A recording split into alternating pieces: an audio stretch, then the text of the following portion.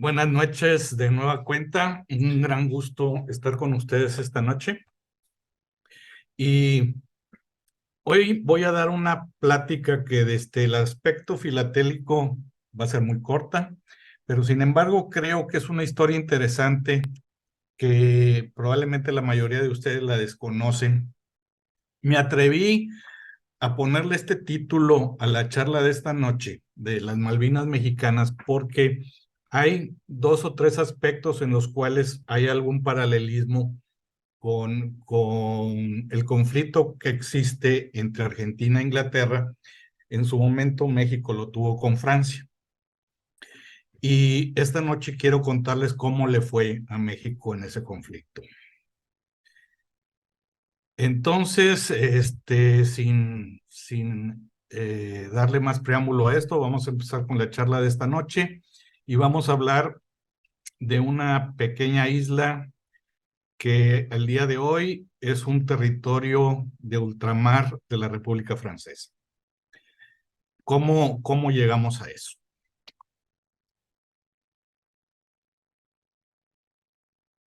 Primero, les voy a hablar de filatelia para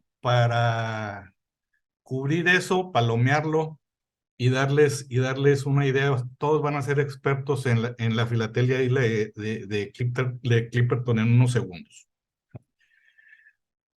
Básicamente, tengo que decirles que la historia filatélica es muy corta. Nunca ha existido oficina postal en la isla, jamás existió. Jamás existió un servicio postal ni regular ni eventual y nunca, jamás hubo un encaminador de correo que llevara correspondencia de la isla a cualquier otro lado del mundo. Y con eso termino la parte filatélica y con esto yo creo que es el rompo récord en las charlas de mi oficina a la hora del tratamiento filatélico de una región o de algún lugar de nuestro continente. Pero sin embargo, quiero tomarme estos minutos para hablar más allá de lo que es la filatelia de este pequeño atolón. Eh, y me van a decir ustedes, bueno, ¿cómo no existió filatelia si yo en alguna ocasión he visto esto que está en la pantalla en este momento? Para poder contarles de esto, tenemos que conocer Clipperton, tenemos que saber qué es. Y cada uno de ustedes, primordialmente los amigos de Argentina, voy a dejar en sus manos el ver paralelismos del caso mexicano con el caso argentino a la hora de un reclamo territorial. Vamos a hablar entonces de la isla de Clipperton y de su historia. Es una historia muy interesante que espero que algún día alguien se la ofrezca a Netflix y haga una interesante serie al respecto. ¿Dónde queda la isla de Clipperton? Aquí la estamos viendo. La isla de Clipperton queda en el Pacífico, ya es uno de los últimos puntos de tierra antes de abandonar el continente, en el Océano Pacífico. El punto más cercano a tierra firme es Acapulco, 1280 kilómetros. Bueno, el puerto más cercano, no el punto más cercano. Y es un atolón muy pequeño, pero sin embargo ese atolón le da derechos económicos exclusivos a Francia sobre ese círculo que estamos viendo a su alrededor, que si lo empatamos sobre el mapa de Francia, vemos que es prácticamente del tamaño de Francia y de ahí el interés de Francia, aparte del estratégico, en mantener ese territorio como suyo, como Francia de ultramar. ¿Qué sabemos de la isla de Clipperton? Bueno, fue descubierta por este explorador, Álvaro de Saavedra, en 1527. Es el primero en reportarla. Sin embargo, son exploradores posteriores a él los que bautizan la isla y aparecen las cartas españolas como Isla Médanos. En las cartas españolas ahí la tenemos y ahí pongo una imagen de donde viene reportada. Cuando en 1574 se establece la ruta Filipinas a Manila, la famosa nao de China, eh, se usa como un referente de navegación y no hay récords de que hayan desembarcado en ningún momento. Sin embargo, yo siento que sí debió haber desembarcado alguien. Nunca vamos a saber quién fue la primera persona que puso pie en ese atolón. ¿Y por qué? Porque no se pararon, porque sabían que no había agua, sabían que no había frutos, sabían que no había nada que les fuera de utilidad más allá de una referencia geográfica para emprender el cruce del Pacífico. Entonces no es de extrañar que nadie se bajara en el futuro, aparte de que el desembarco en la isla no es fácil por las rocas y los obstáculos que hay más allá de la orilla. Por supuesto, las cartas españolas eran desconocidas más allá de España, y los ingleses hacen lo propio, hacen lo mismo en el año de 1704, cuando un corsario de nombre John Clipperton, que no pude encontrar una imagen para enseñárselas esta noche, pero la reporta en 1704 al almirantazgo en Londres. Y ellos la incluyen y le dan crédito a John Clipperton bautizándola con su apellido. Entonces, para los ingleses y en las cartas británicas, a partir de ese momento, aparece la isla con el nombre de Isla de Clipperton.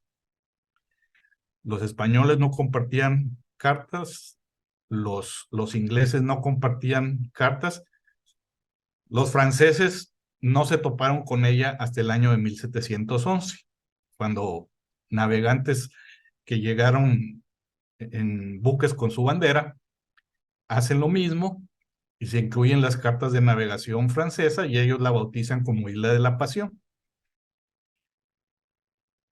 ¿Qué es la isla de Clipperton? La isla de Clipperton no es más que un volcán extinto, no queda nada, más que ese promontorio rocoso que estamos viendo que no tiene más de 21 metros de altura. No hay ninguna vegetación nativa. Lo único que queda son remanentes de algunas palmeras que introdujeron los mineros de guano eh, muchos años después, y por supuesto las pequeñas hierbas costeras que hay en todos lados. No hay ninguna fuente de agua dulce, solamente la que se puede captar por la lluvia, que en esa zona del trópico es bastante abundante.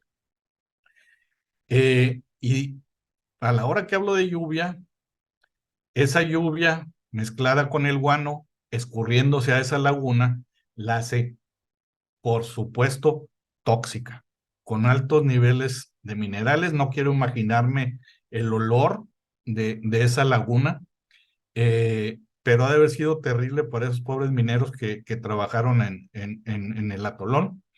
Y básicamente, pues es el guano siendo transformado en lo que ustedes quieran por todos los microorganismos o toda la flora que pudiera haber ahí en esa laguna. Entonces, no es un lugar paradisiaco, muy lejos de un Tahití, de un Bora Bora, de un Hawái, nada que se le pueda parecer. Este debe ser un sitio al que llegas, le tomas foto y vámonos. O sea, no debe haber nadie que quiera quedarse ahí. Eh, de tal manera que las aves y los cangrejos han sido y seguirán siendo por el previsible futuro los únicos ocupantes de este atolón.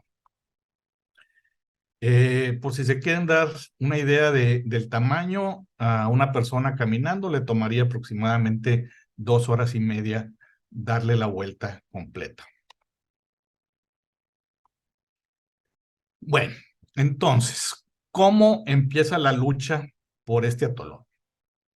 En el año de 1858, un comerciante en Francia, en Le Havre, le pide permiso a Napoleón III para extraer ese guano. Ya había precedentes de lo lucrativo que era extraer el guano de estas islas tropicales. Y en alguna otra charla, creo que la dio Henry, no me acuerdo, alguien hablando del Perú. nos hizo ver lo valioso que eran esos depósitos de guano en esos islotes frente a la costa. Esto obviamente Napoleón III jamás había oído hablar de la isla. Este comerciante la puso en el mapa, preguntó y dijo, es francesa. Y tras esto Napoleón III da órdenes a un oficial y le dice, te vas a la isla y tomas posesión para Francia de esta isla. Este oficial lo hace. ¿Y cómo lo hace? Era un teniente. La única manera de llegar a la isla que encontró fue tomar un buque mercante que iba en ruta a Hawái. No sé de dónde partió, de Panamá, supongo, pero no estoy seguro. Y hace una breve parada en la isla de Clipperton, en camino a Hawái. Él cumple sus órdenes la reclama en nombre de Francia, levantando una acta, dando testimonio del hecho, pero no hay ningún elemento o ninguna fe de alguien que nos diga que realmente desembarcó. Yo lo dudo. Eh, simplemente levantó esa acta, nunca puso pie en tierra y siguió para Hawái. Esa acta que levantó está perdida. Jamás llegó a Francia esa acta. ¿Por qué sabemos todo esto? ¿Por qué sabemos de este teniente? ¿Por qué sabemos de que fue a Hawái? ¿Por qué sabemos de esa acta? Es porque hay una nota pequeña que salió en un periódico de Tahití que se publica años después y le relata lo que les estoy platicando esta noche, lo que les estoy contando. Es simplemente lo que hizo este teniente. Ya después de esto, Francia tiene problemas más importantes que atender, entre ellos invadir México. Entonces ya no se hace ningún otro movimiento político para reafirmar esa soberanía y cae en el olvido. El comerciante francés jamás se llegó a llevar a cabo su cometido. Ahora nos pasamos de continente y vamos a Estados Unidos. Mientras todo esto ocurría, el Congreso americano promulga una legislación en la cual se autoriza a cualquier ciudadano norteamericano a tomar posesión en nombre de Estados Unidos de cualquier tierra deshabitada con la que se encuentre. Esta, por supuesto, pensando en marineros, en balleneros, en americanos que estén navegando por otras latitudes. Entonces, esto le da facultad a cualquier ciudadano norteamericano de decir, en nombre de Estados Unidos, esto es territorio americano. Eh, Esto sirvió como base, o esta legislación sirvió como apoyo legal para que en el año de 1893 una compañía de San Francisco utilizara esta legislación americana y crea una compañía para extraer ese guano, el cual ellos valoraron en $50 millones. Entonces, esta compañía que crearon la llamaron Pacific Island Company. A diferencia del guano peruano, este guano resultó ser de poca calidad. No hay ninguna sorpresa. En esa charla que lo di antes, en esta charla, se hablaba de que esos islotes frente a las costas peruanas eran ideales porque casi nunca llovía. Entonces ese guano estaba íntegro. Aquí es todo lo contrario. Entonces, este guano resultó de poca calidad y a la hora que pretendieron venderlo, apenas pudieron cubrir los gastos de extracción porque la gente pagaba muy poco por ese guano. No era de buena calidad. Una persona que le tuvo más fe fue esta persona que estamos viendo en la pantalla en este momento. Estamos hablando de John Arundel. Él era un ciudadano británico, era un inglés, compra la Pacific Island Company y la rebautiza como Ocean Phosphatic Company. Y dijo, yo me encargo de seguir explotando las capas de guano, yo creo poder encontrar clientes. Él veía un mercado que se estaba desarrollando, él veía una demanda creciente de guano, entonces dijo, aunque no es de la mejor calidad, puedo vender todo ese guano bien y hacer un negocio. Cuando en Estados Unidos se corre la voz de que un inglés compra a esta compañía americana y de hecho toma posesión de la isla, inmediatamente la prensa americana hace lo que le encanta hacer y es hacer una nota. Y es decir, nos están robando este territorio americano, ahora va a ser inglés. ¿Qué está haciendo Washington al respecto? Esto es un escándalo, ustedes ya se podrán imaginar todo lo todas las repercusiones que en la prensa, que la prensa suele exagerar para hacer de su nota, de su circulación, de su medio más atractivo para el lector. Sin embargo, el Departamento de Estado, si hay alguien informado en el mundo de lo que acontece en otros rincones fuera de Estados Unidos, es el Departamento de Estado. Ellos sabían de la isla, del islote, sabían de ese guano, sabían que probablemente no iba a servir para nada. Entonces, no le dan importancia a lo ocurrido y lo ignoran el escándalo y lo dejan pasar. Lo dejaron que se enfriara. Sin embargo, en Francia llegan los ecos de ese escándalo en la prensa. Francia se entera y manda una nota diplomática a Estados Unidos y a México y dice, este es territorio francés, no pueden ustedes estar ahí, sálganse. Y les dice, están ustedes invadiendo un territorio francés de ultramar. Mientras que Estados Unidos no hace nada, no, ni siquiera responde a Francia a esa nota diplomática, el presidente Porfirio Díaz hace lo contrario. Le pasó lo que a Napoleón III, un punto que seguramente él jamás había escuchado en su vida. Dice, bueno, ¿y dónde está eso? Y esa isla está ahí. Infórmenme de esa isla y díganme quién tiene la razón, quién es el legítimo tenedor de la propiedad y derechos de esa isla. Entonces, pues su gente le dice, esa isla es herencia del virreinato, por lo tanto es mexicana. Entonces, el presidente Díaz no lo iba a dejar pasar. Entonces, él sí contesta, le refuta a Francia y dicen, este territorio es mexicano y es heredado desde los tiempos de la colonia y háganle como quieran. Este señor Arundel, que se vio inmerso en este conflicto entre México y Francia, siente que es más fácil arreglarse con México que con Francia, se va a México, va a la Ciudad de México, negocia con el Ministerio de Relaciones Exteriores y el ministerio le da a Arundel una concesión por 20 años para extraer ese guano. Perfecto, ya tengo permiso del gobierno de México, puedo seguir con mis labores.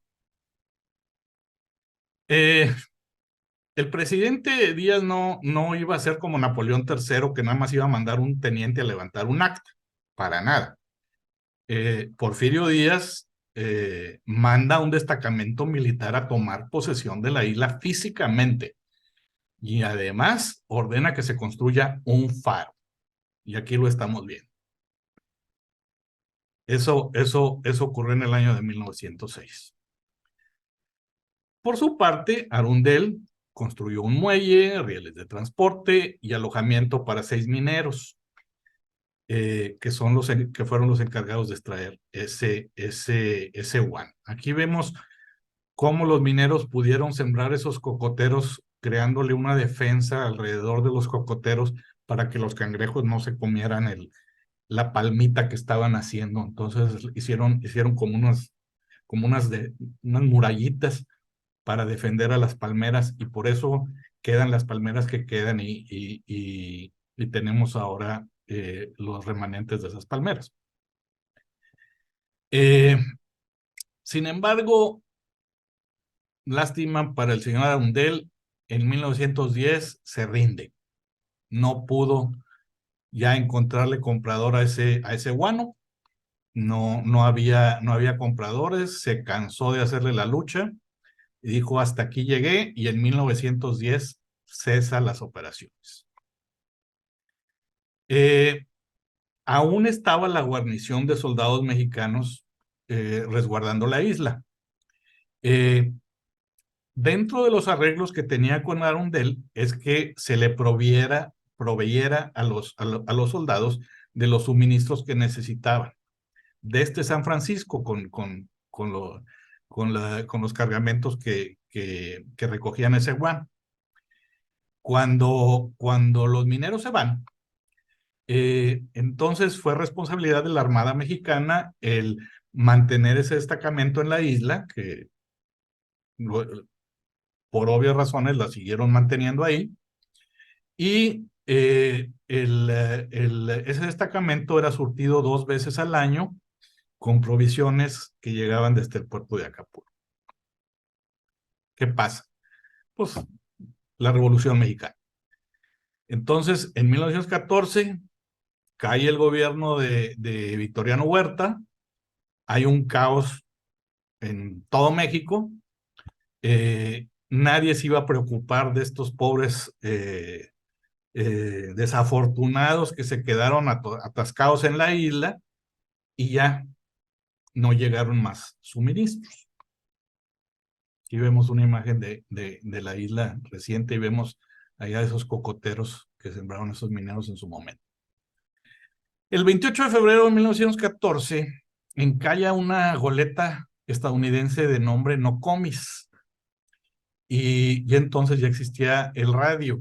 Bueno, una forma muy rudimentaria del radio, clave Morse, etcétera.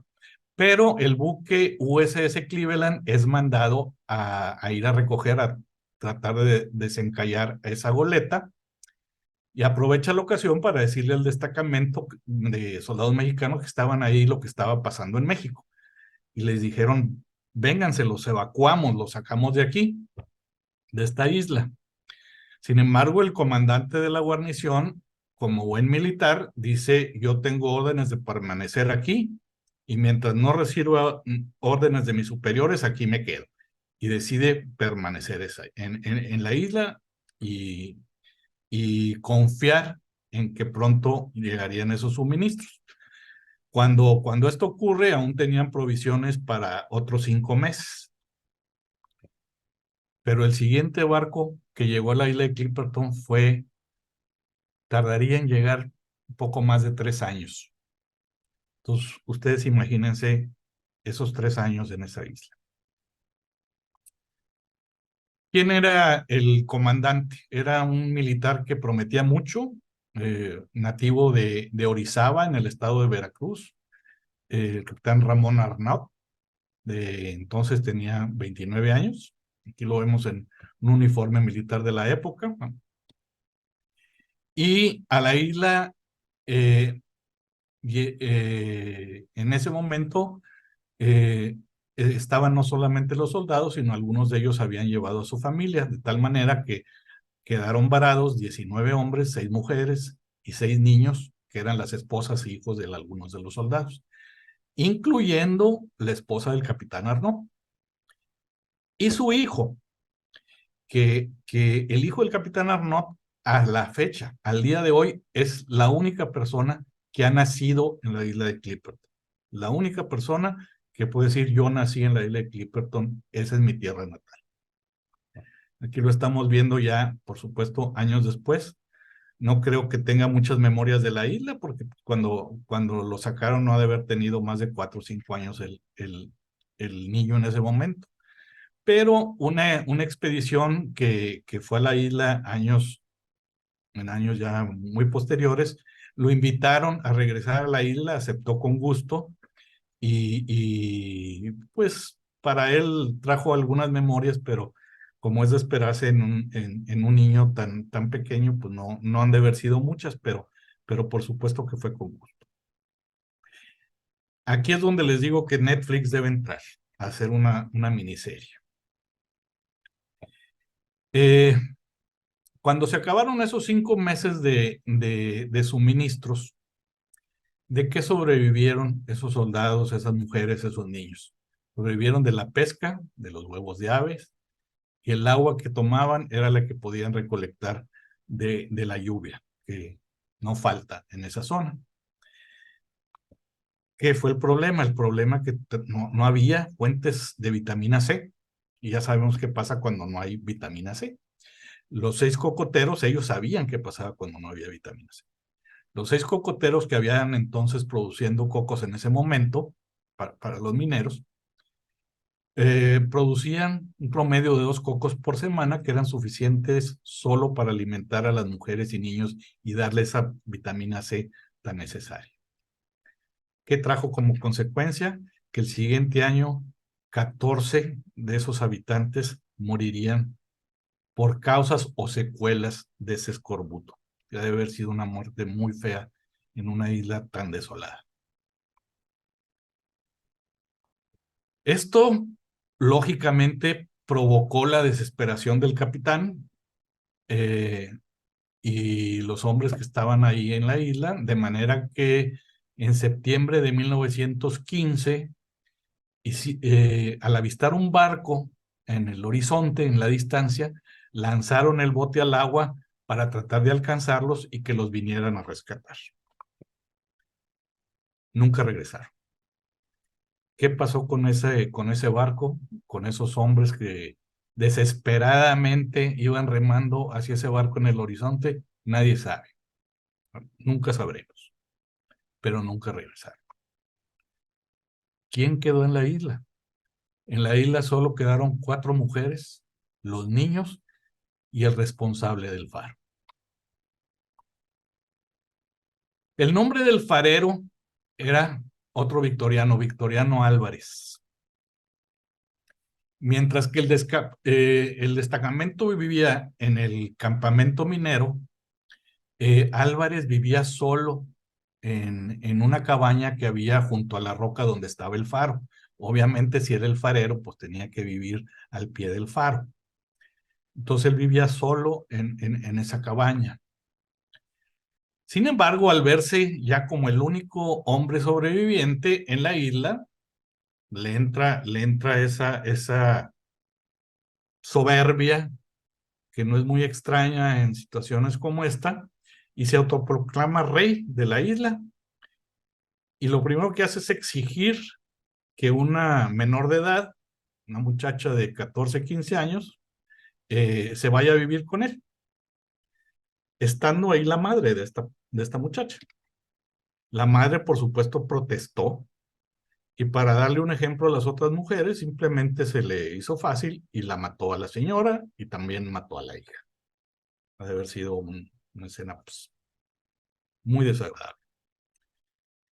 Entonces, a partir de ese momento, este desgraciado, este victoriano, empezó a abusar del resto de las mujeres. Sin embargo, algo le impidía moralmente abusar de la esposa del capitán fallecido. Y fue con la única mujer que no se metió. Pero podemos imaginarnos el infierno que estaban viviendo el resto de las personas. Eran 3 mujeres y 8 niños, aparte de este maldito hombre. Y vemos una foto de ellos cuando fueron rescatados. El 18 de julio de 1917, a Álvarez se le quita la pena y manda a llamar por fin a la esposa del capitán Arnaud. Y le dice: esta noche tú te vienes conmigo. En un acto desesperado, aprovechan un descuido del farero y las mujeres lo matan. Hay testimonios donde se habla de que Tirsa Rendón es una de las mujeres que están flanqueando ahí a la esposa del capitán. Aprovecha un descuido y con un martillo lo golpea en la cabeza, lo tira al piso y Nadie de ellas quiso decir cómo, pero alguien más, al verlo tirado en el piso, lo acuchilla repetidamente. Y como cosa que parecería de una novela, es más, si lo ponen en una novela, la gente se burlaría de que eso no pasa en la vida real. Cuando uno de esos menores regresó a buscar ayuda, ¿qué vio en el mar? Un buque, un barco. En ese instante, fíjese la coincidencia. Se trataba del USS Yorktown, que hizo una escala en la isla para cerciorarse de que en el atolón no había indicios de presencia alemana. Acordémonos que estamos hablando de 1917. Entonces hace una escala en la isla y se encuentra con este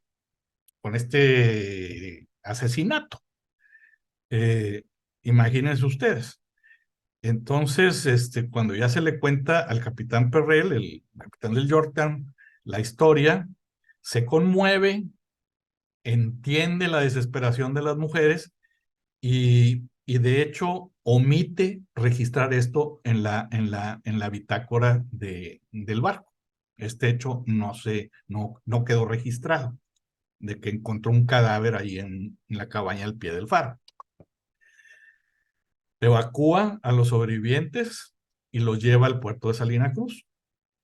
Recordemos, como les acabo de decir hace un momento, que ya existía una manera de comunicación inalámbrica, de manera que para cuando llegue el buque al puerto de Salina Cruz en Oaxaca, el presidente municipal ya los estaba esperando, ofrece un banquete de honor a los oficiales en gratitud por la heroica labor de salvar a estos abandonados en la isla. Y entre los que estaban ahí para recibirlos estaban los padres de la viuda del capitán Arnaud. Estuvieron, imagínense la alegría de saber que no solamente su hija, pero su nieto estaban vivos. Un nieto que seguramente no sabían que existía. Les digo, es material para Netflix.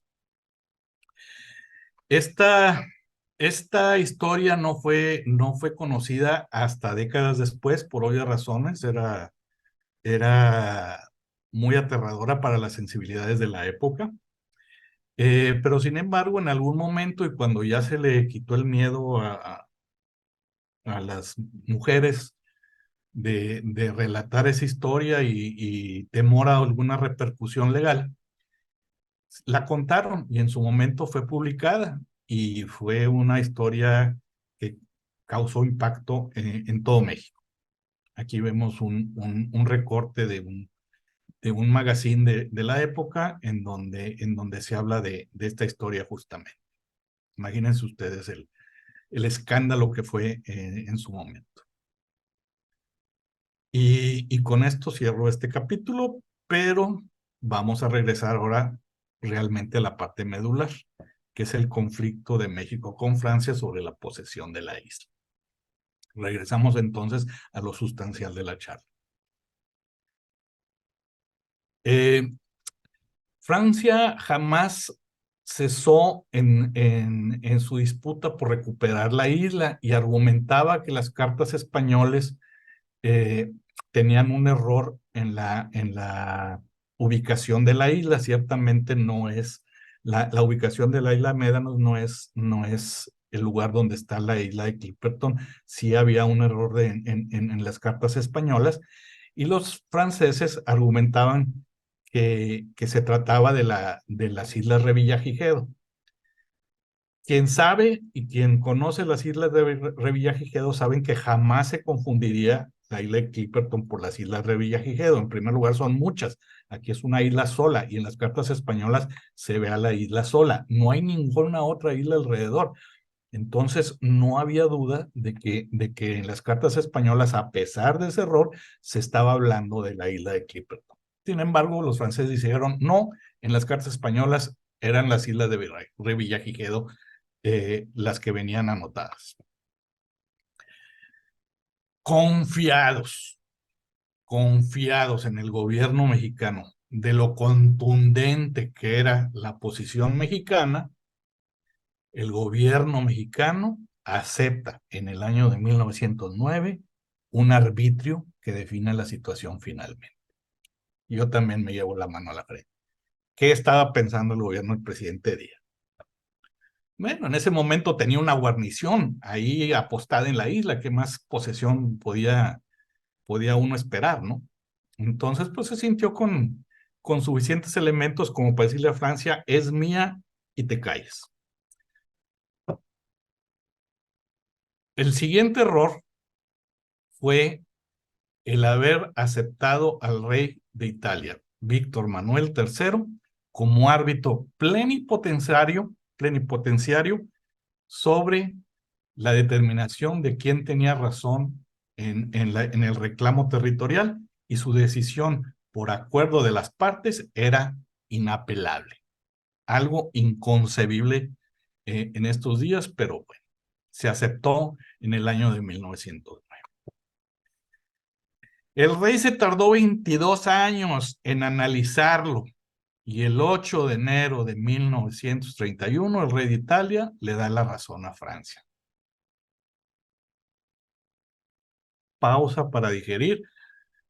El gobierno mexicano presentó cajas de documentos sosteniendo su posición. El gobierno francés unas cuantas carpetas. Sin embargo, el rey de Italia, después de 22 años, dijo, ok, se me había olvidado, déjenme ver esto.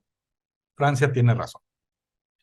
Y así es, señores, como México perdió la isla de Clipperton. Y hasta el día de hoy, la isla de Clipperton es, y esperemos que sea, el último territorio que le fue arrebatado a México. Esperemos. Así que nos duela reconocerlo o no, esto es parte de Francia, territorio de ultramar.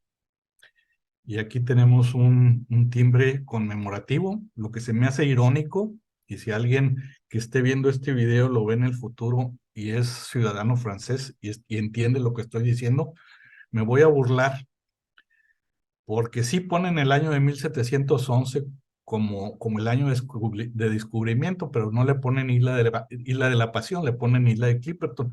Entonces me hace irónico que acepten el nombre de un corsario como el nombre de la isla y no reafirmen el nombre que ellos le pusieron, porque esa isla no se llama hoy Isla de la Pasión. Todo mundo la conoce como Isla de Clipperton, pero bueno, son esas cosas irónicas que vemos en la cartografía mundial. Ahora sí, le voy a dar un colofón nada más a la historia de la isla, porque esa isla tuvo otra presencia de otra potencia, y fue durante la Segunda Guerra Mundial.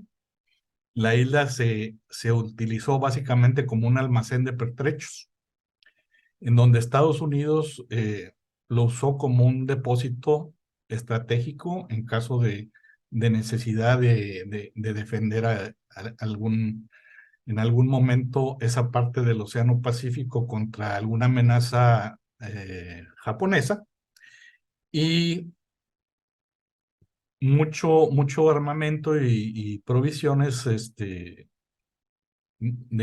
naturaleza militar fueron llevadas a la isla simplemente como punto de almacenamiento.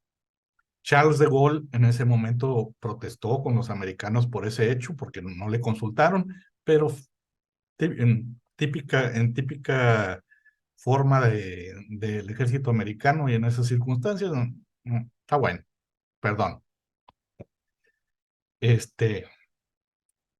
Cuando acaba el conflicto se retiran. Sin embargo, no se llevan todo, quedan en la isla remanentes de esa acción militar, y ahí siguen los restos expuestos a la intemperie, esperando que la erosión los integre a la tierra.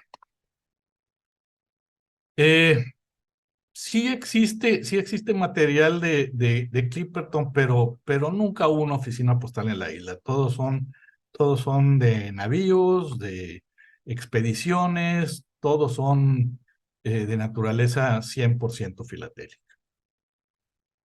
Ahora sí, vamos a entrar con esto que a la mejor alguno de ustedes alguna vez se haya topado con estas etiquetas en el mercado filatélico. ¿Quién las produjo y cómo llegaron al mercado filatélico? Esto sí es también interesante. Aquí vemos la serie completa. Aparecieron en 1895, como lo indican ahí el centro de los sellos, y fueron producidas por un tal W. Fries y compañía, que se hizo pasar como un agente de la Oceanic Phosphate Company. Se hizo pasar, no era. Él produjo estos 10 timbres que van desde 1 centavo a $1. Se estima, no hay récords, pero se estima que del timbre de la etiqueta de $1 solo produjo 200 sellos, por lo que no pueden existir más series completas que esas, 200. Probablemente existan de los valores menores más etiquetas, pero del de $1 no. Su existencia se reporta relativamente rápido después de que aparecen, y fueron los británicos los primeros en dar su veredicto. Sale una nota publicada en el Stamp Collectors Fortnightly. Esa palabra fortnightly quiere decir quincenal, por cierto. Fue publicada el 15 de junio y por supuesto cuestionan completamente el origen de esta serie.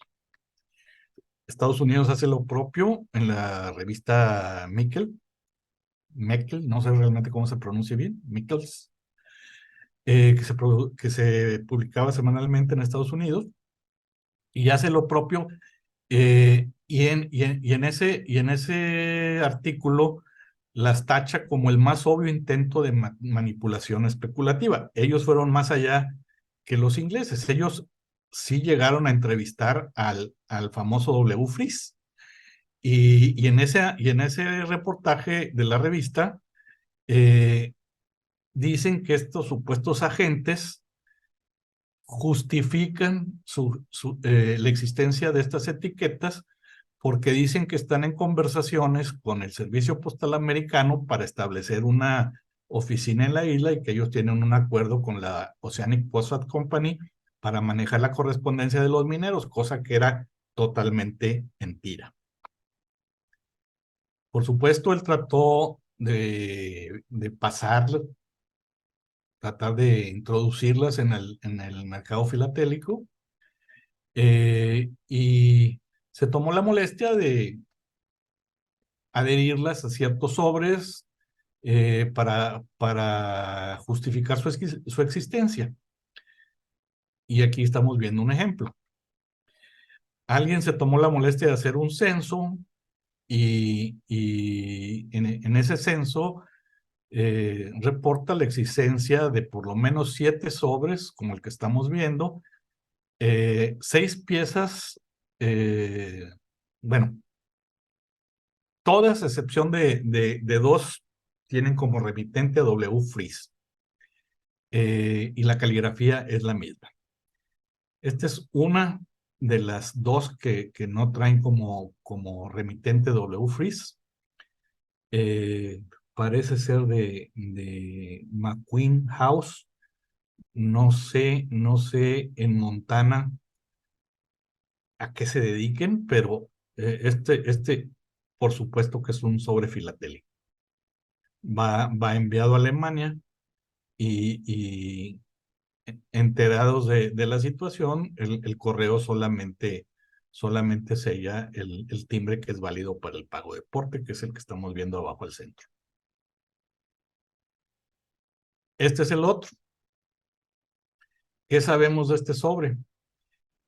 Es una carta registrada en Alemania de una compañera minera en San Francisco. Lo curioso del asunto es que esta compañía minera es totalmente ajena al comercio de guano Y si a esto le sumamos que va el set completo con una cancelación de dudoso origen, pues podemos ver que es obviamente otro intento de este señor Fries por justificar la existencia de sus etiquetas. Sin embargo, no deja de ser una pieza con un cierto atractivo, un cierto sex appeal, como alguien dijo en alguna charla, y hasta donde tengo entendido, se subastó no hace mucho tiempo. No les puedo dar los datos exactos, pero creo que llegaron a pagar, creo que $6,000 por esta pieza. Obviamente es de un interés temático más que otra cosa, y el que la compró pues, debió haber querido ilustrar esto. Lo seguro es que estas etiquetas jamás estuvieron en Clipperton, nunca fueron usadas por los trabajadores del guano, jamás. Su origen fue desde un principio el abusar de los filatelistas. ¿De cuáles filatelistas? Un filatelista como yo, que nos encantan las islas remotas, las islas difíciles de llegar, las islas que sabemos que nunca vamos a pisar en nuestra vida. Entonces, esa necesidad de tener algo de ese rincón tan alejado del mundo, pues llevó a esta persona a tratar de aprovecharse de esa circunstancia y hacer un negocito. Eh, lo increíble también es que el día de hoy uno puede comprar reproducciones de estas etiquetas. De hecho, yo tengo una, la compré por curiosidad. Yo compré una de estas reproducciones. La venden como reproducción. Se venden en eBay. Yo recuerdo un buen amigo de California que en un momento tuvo un set antes de que se produjeran estas imitaciones. Eh, Él dice, yo pagué $40 por un set completo en un show filatélico. Pues eran Cinderella, eran etiquetas que a nadie interesaba. Y cuando empezó a ver en eBay que se estaban vendiendo por 200, 220, 280, $600 un set, no podía comprenderlo. Entonces probablemente alguien vio eso también en eBay y dijo, yo le entro. Y hablando de intentos de estafa, este seguramente fue otro. Sin embargo, cuando sale, ¿qué ocurre? Que derrumba completamente el interés por adquirir estas etiquetas, al grado de que el día de hoy eh, se están vendiendo por alrededor de $20, $25. Yo pagué 20 por mi set, pero por ahí se ve que, ¿dónde está? Están en Taiwán. O sea, la persona que las vende está en Taiwán. Entonces, bueno, pues este es un segundo intento de querer lucrar con estas etiquetas. Esto es lo que les acabo de decir. Otra fantasía es esta, y, y, y sobre águilas del Porfiriato, y Arnulfo no me dejará mentir, existen estas fantasías donde algún comerciante filatélico sin escrúpulos se le hizo fácil sobremarcar estas aguilitas de la época con la palabra Clipperton, pero jamás, el destacamento militar jamás fue surtido con sellos postales.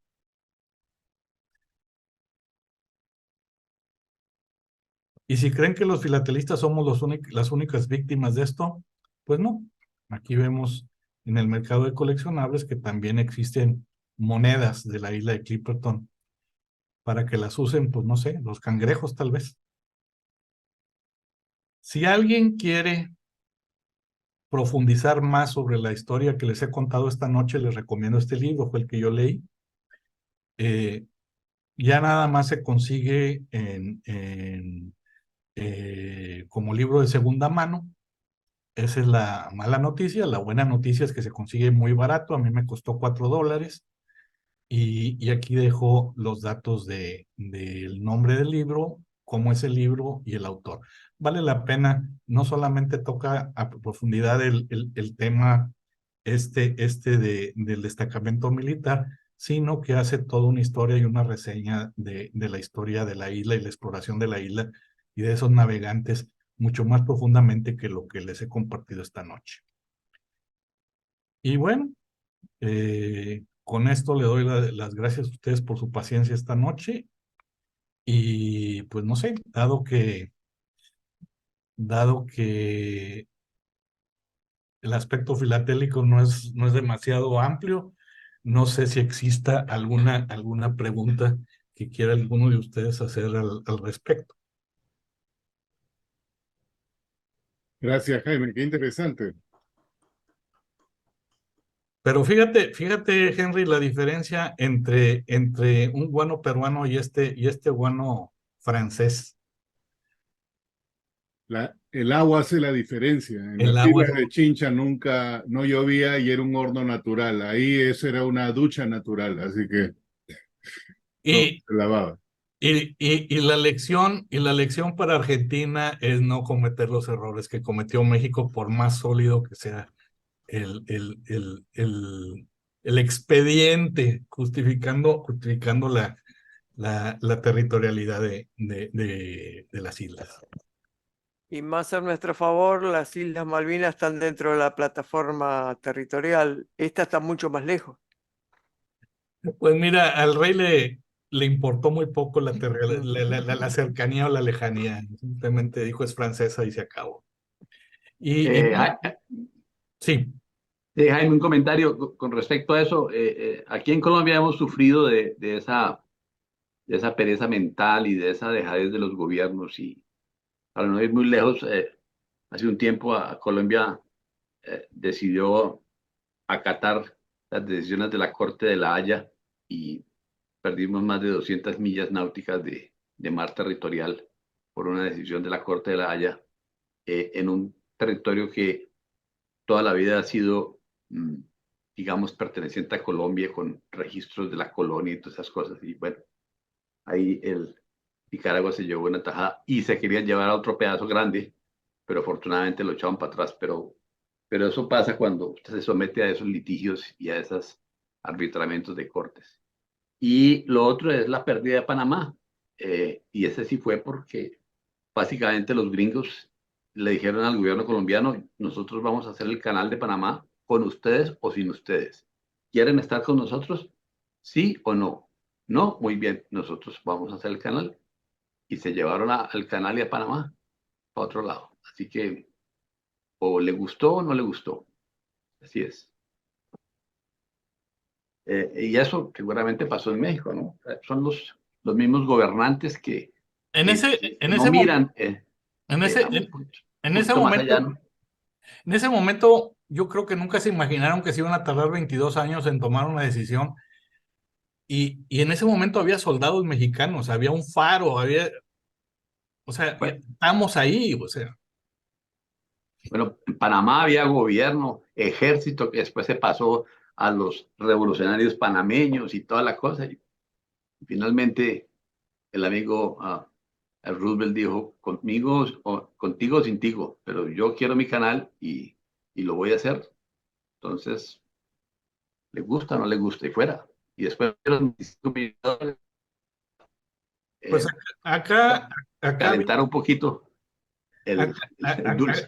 acá ha habido algún intento de alguien por hacer algún nuevo reclamo, pero ya no, a estas alturas no, ya los términos de esa, de ese arbitrio no dejaron mucha tela diplomática de dónde agarrarse para pedir una revisión. Lo bueno es que los franceses lo están usando como una reserva natural, entonces, bueno, pues que lo aproveche la naturaleza, ¿no? Menos mal Mauricio, que no se les ocurrió utilizarlo para pruebas atómicas, imagínate, Jaime. ok. No. Mauricio, Mm. Primero, Jaime, muy interesante la charla de hoy. Muchas gracias. Solo recuerdo, ayúdame con una fecha. ¿En qué año fue que le pidieron al rey de Italia que ejerciera de árbitro. 1908. Ok. Y está documentado por qué se le pidió al rey de Italia precisamente que hiciera eso. Supongo que sí, pero no te puedo dar la respuesta. En ese momento yo creo que se pecó se sobreestimó la posición mexicana. Ujú, Te repito, había soldados, había un faro, había todo lo que se requiere para decir es nuestro y si no les gusta, sáquenlo, ¿no? ujú, De hecho, hubo alguna vez un intento francés de desalojar a los mineros, ujú, inclusive mandaron una fragata, pero ya estando cerca de la isla con ánimo de no iniciar un conflicto internacional ni con Inglaterra ni con Estados Unidos, nunca llegaron a usar las armas. O sea, fue un bluff nomás de pasear una goleta francesa enfrente de la isla para amedrentarlos, ¿no? Pero no llegó a más. Es que te lo preguntaba porque nosotros aquí en Honduras tuvimos que también recurrir a un laudo arbitral con un monarca europeo a principios del siglo XX. Nosotros elegimos, bueno, teníamos un litigio con Nicaragua, como que Nicaragua le gusta tener litigio con todo el mundo.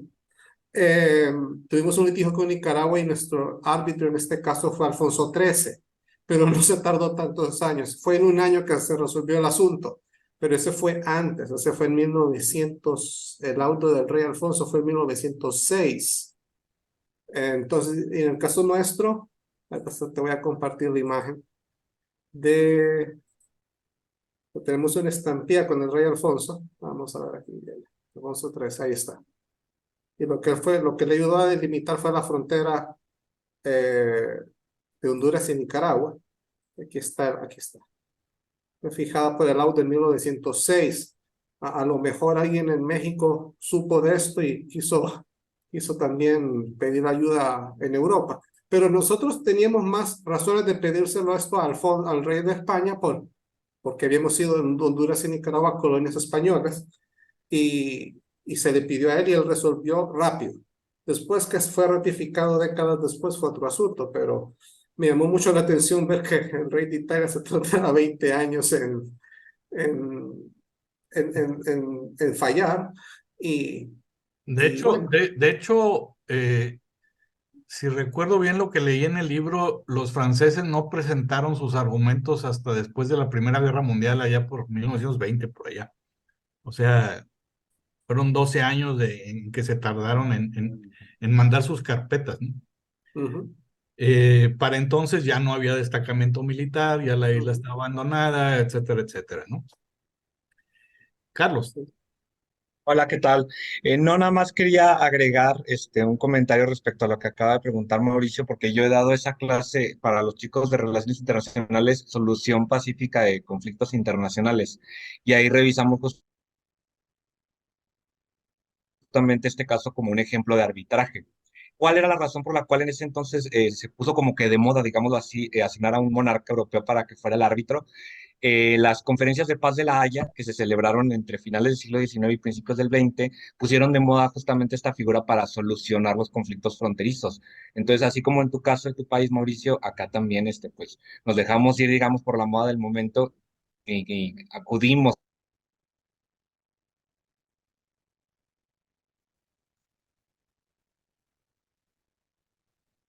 Uy, se desconectó. Se desconectó. Ah, no, ahí Ya está, ahí está. volvió. Ahí está. Perdón, se me cayó el internet, pero sí les Sí. decía que fue mucho por esa, como digamos, influencia de las conferencias de paz de La Haya, que pusieron de moda el arbitraje. Interesante. Sí, Miguel. Bueno, primero felicitaciones, muy interesante la charla. Y muy Poco entretenida, filatélica, pero no, cuando pero menos muy interesante. entretenida. Ojalá Netflix tome la historia. Ujú. Yo creo que en el caso de México, claro, se pecó de un tema, no es lo mismo lo que cuenta Mauricio, porque en definitiva le piden a un rey europeo que haga un laudo entre dos países americanos que están en una situación equivalente para ellos. Pero ustedes cometieron el error de pedir que haga un laudo entre un país del tercer mundo, vamos a decir, y uno cercano a ellos. Entonces ahí no es lo mismo. Casi como que Francia y Italia son más amigos, ¿no? Me parece que ahí estuvo el problema. Como, Se confiaron. claro, y sí. Mi- Bueno, fue un poco como Mi- cuando, Miguel, tú lo entiendes. y sí, fue también un poco como cuando nosotros en el conflicto con Inglaterra en 1982 pensaban que íbamos a tener el apoyo de Estados Unidos, lo cual es impensable, es totalmente impensable. Eso fue una fantasía total del gobierno militar, pensar que los norteamericanos iban a ayudar o mínimamente a no intervenir. Entonces, no darse cuenta cómo es el tema de las proximidades de las naciones. Recordá, Miguel, que también con las tres islas tuvimos, con los chilenos tuvimos el laudo del Vaticano, también un estado europeo. Está bien, pero ahí éramos dos países americanos, qué sé yo. Sí, por eso, pero también recurrimos a alguien de Sí, Europa. sí, Y sí. eso. Sí, sí. Sebastián, Eh, Dos cosas. La isla hoy día está totalmente vacía, ¿no es cierto? sí. Por lo tanto, no tiene ningún interés para Francia. Fuera de los intereses económicos que pudiera haber en los alrededores, no. Ya, y al ellos haber proclamado la isla como propia, también tienen el mismo tema de las 200 millas marítimas. ¿Sí? Ok, ok, ahí está el negocio.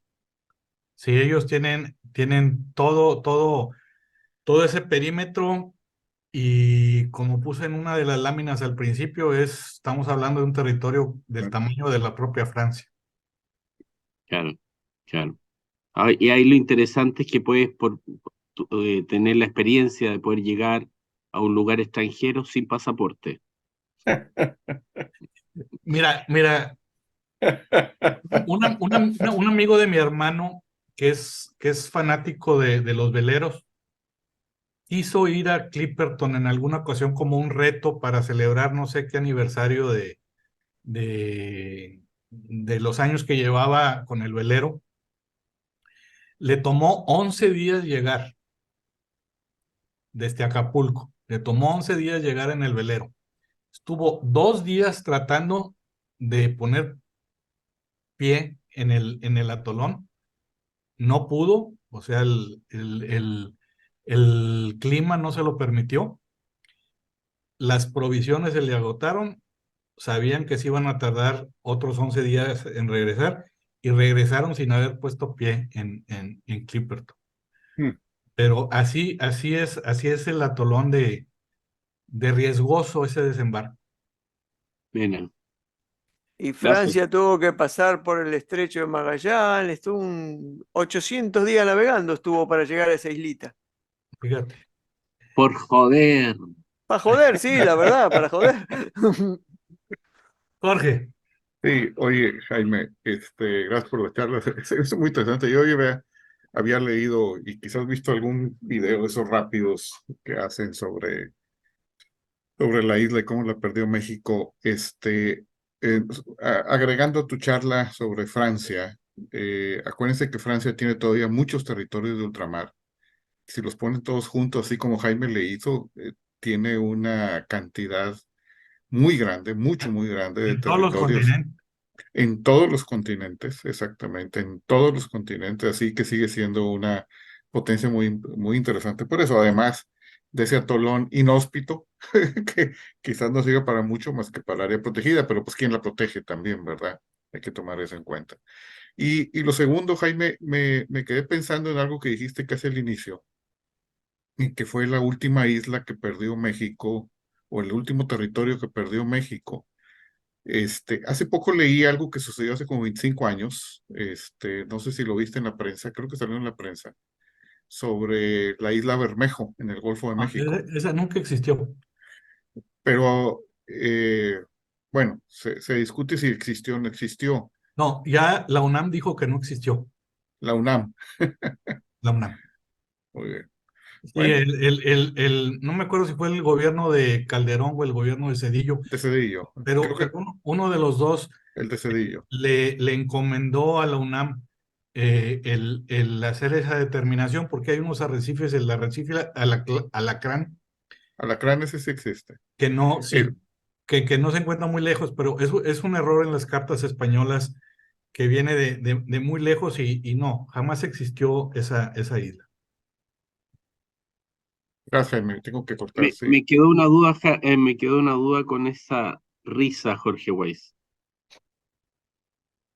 Cuéntanos un poco qué es la UNAM. Es que se argumenta que los americanos la desaparecieron para extender su zona económica, porque si hubiera habido esa isla, según las cartas españolas de la época, nos hubiera pasado lo que con Clipperton, nuestro reclamo económico hubiera llegado prácticamente hasta Luisiana. Entonces existió la isla, Jaime. Pero hicieron un estudio del subsuelo del Golfo y no hay tal isla. Sí, Arnulfo. Hola, buenas noches a todos. Jaime, excelente plática. Muchas gracias. Y pues bueno, ¿Tienes las fantasías esas? no las había visto. Ah, ok. No las había visto, no sabía de ellas y por justa razón procuro hacer la serie limpia, sin las sobremarcas, porque, bueno, aparte de las sobremarcas que hizo Hinojosa, más todos los revolucionarios y demás falsificadores, esta se suma a otra más sobre esa misma serie, ¿no? Es interesante, te expreso que un estudio específico sobre esa sobremarca a esta serie no lo he profundizado, ¿no? Porque es la primera vez que lo veo, es más, pero bueno, se queda como pendiente para investigar más sobre eso y ¿Cuándo aparecen? pues sí, o sea, no sé. Ahora, si el reclamo fue durante el periodo de gestión de Porfirio Díaz, le da mucho sentido la sobremarca, y más aún que mandaron poner el destacamento. No, si ignorante no era el estafador. No, no, Ignorante no era y usó estampillas del periodo y vaya, sabía lo que estaba haciendo, pero no, no hay ningún récord de que el destacamento haya sido surtido existirían también de las Islas Marías, del destacamento de Isla Revillagigedo, de la isla de Cedros, en todos los lugares donde está la Armada existiría algo similar y no existe. claro. Posiblemente el estudio, como bien apuntabas, recibían suministros desde San Francisco. Sería cuestión ver esa ruta, a ver si hay alguna pieza o algo, pero nunca la he visto, nunca la he visto. Gracias por otra oportunidad para investigar más. Seguramente llevaban correo y lo depositaban en el buzón ahí en San Francisco.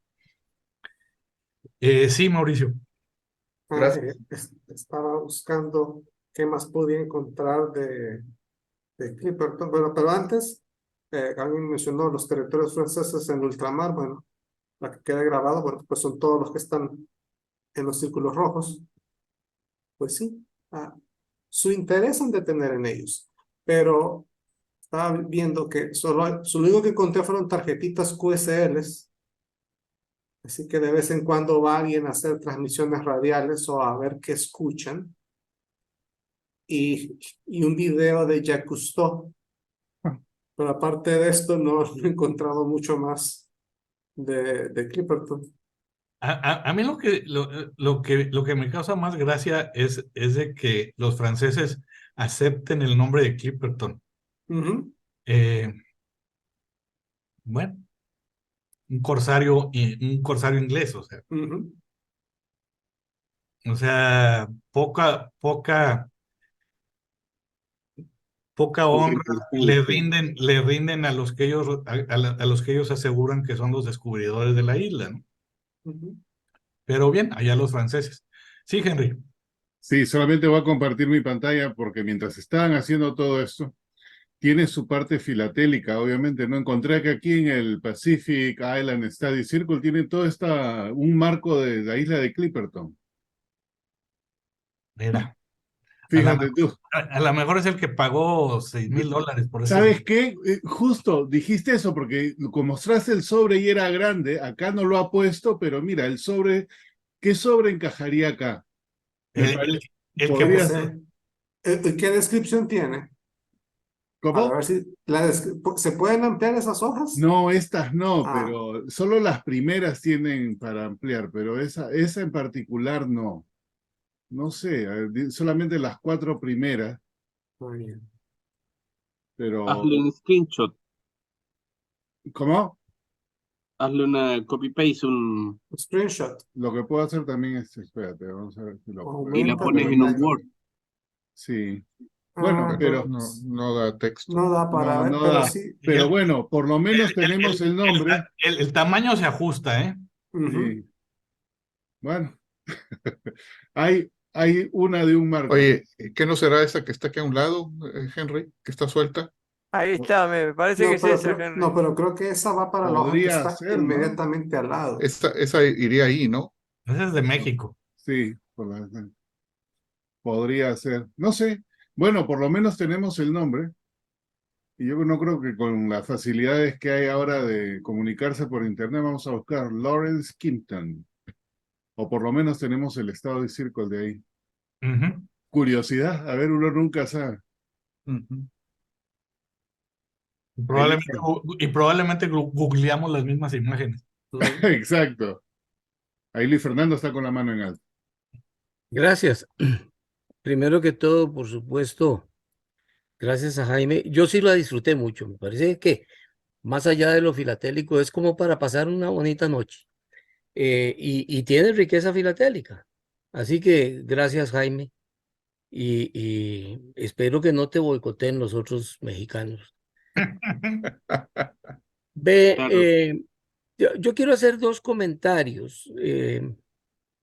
No, en realidad tres. El primero es lo que Mauricio y Henry acaban de hacer. Yo creo que tiene un valor que a veces nosotros menospreciamos. O sea, sin duda una presentación como esta tiene un aporte sinergético. La gente contribuye en adición. Y esa adición es riqueza filatélica en este caso particular. No se vale menospreciar lo que como grupo podemos construir. El segundo comentario tiene que ver con algo que Jaime dijo y que Henry de alguna manera trajo de vuelta a la mesa, y es ¿qué es un sobre sexy? Fui yo el que traje esa palabra a partir de la lectura de los australianos que estaban comentando esto en los últimos dos boletines de la Federación Filatélica Australiana, que ha hecho un trabajo muy lindo en esa gente. Y presenté entonces unas charlas en las que trataba de distinguir en que una buena colección de filatelia tradicional debería presentar el uso para el cual fue creada la estampilla, en muchos casos el isolato, el mayor múltiplo posible, para seguir un poco la idea de Damián y lo que eso significaba, y el sobre sexy.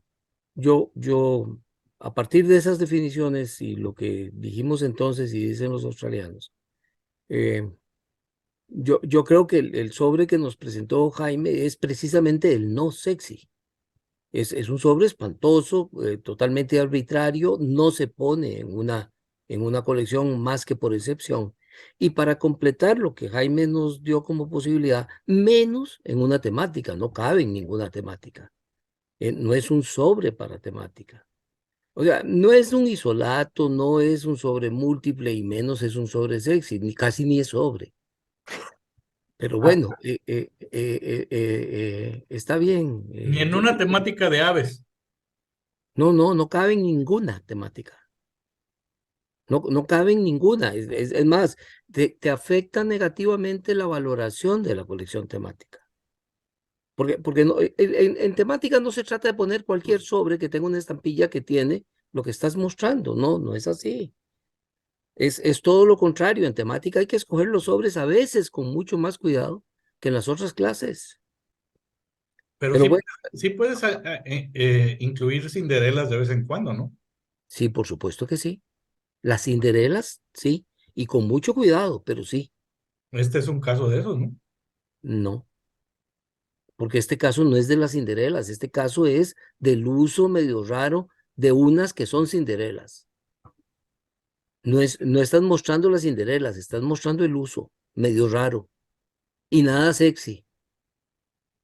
Bueno, Pero bueno, no vamos a seguir peleando por ese lado Y no porque te de lo todas dijo un maneras, mexicano. esa es una de mis intenciones en alguna futura charla de esas que estoy mal anunciando aquí, y no quiero llevarme otra regañada de Jorge. En una de esas charlas yo voy a volver a hablar del material sexy porque tiene que ver con las reglas. No es simplemente porque a mí se me ocurre decir este sobre es bonito. Bueno, para empezar, acuérdense que cuando uno califica no vale decir me gusta, no me gusta. Esas no son criterios de valoración ni de FIP ni de nada, de ninguna teoría de la evaluación. Me gusta, no me gusta es totalmente subjetivo. Y sexy al final es una categoría subjetiva también, pero uno puede tratar de instrumentalizarla. Lo último que me gustaría comentar rápidamente es algo muy específico sobre Víctor Manuel. sí es algo Porque sexy, Fernando, sí es algo sexy. Bueno, ok. Cuestión de opiniones.